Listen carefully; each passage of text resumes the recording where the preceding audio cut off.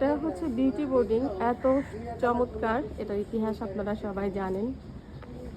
বাংলাদেশ শুধু বলা ভুল হবে, কলকাতার অনেক বড় বড় লেখক এখানে এসেছে থেকেছে।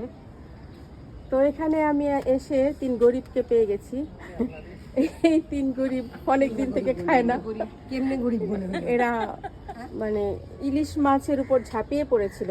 একদম। তো বিউটি বোর্ডিং এর ইলিশ, তা তো আপনারা এখানে যারা এসেছেন আগে তারা সকলেই জানেন। তো এই 3 গরিবের কাছে জানতে চাই তারা আসলে খেয়ে তাদের অনুভূতি কি। প্রথম গরিব, আচ্ছা বলেন তো, আপনি যে ইলিশ মাছটা খেলেন এখানে আর যে খাবার খেলেন, কোনটা আপনার কাছে বেস্ট লেগেছে? কি খাইয়েছে? উনি খাইয়েছেন আমাদের ইলিশ মাছ কখন খেয়েছি? হ্যাঁ, কোন সময়?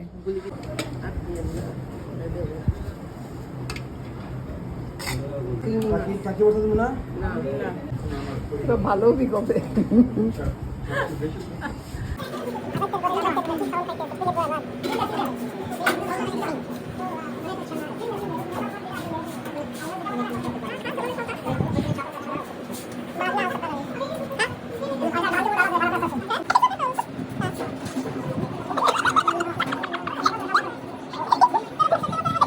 ভবিষ্যতে আল্লাহ আপনাদেরকে এরকম তৌফিক দান করুক। আমার মতো গরিবকে খাওয়াইছেন, এই জন্য বলেন যদি চান আমি দোয়া করে দিতে পারি, কারণ দোয়াই বরকত। দোয়াই বরকত। আমাদের অনুভূতি নিলা, এই গরিবসের অনুভূতি কেমন?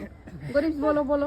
আসলে এইরকম সরষে ইলিশ অনেক কাল খাইনি বলাই যায়। যদিও আমি পদ্মা পাড়ের মানুষ, পদ্মার ইলিশ আমি খেয়েছি, কিন্তু এত বড় ইলিশ আসলেই খাওয়া হয় না অনেকদিন।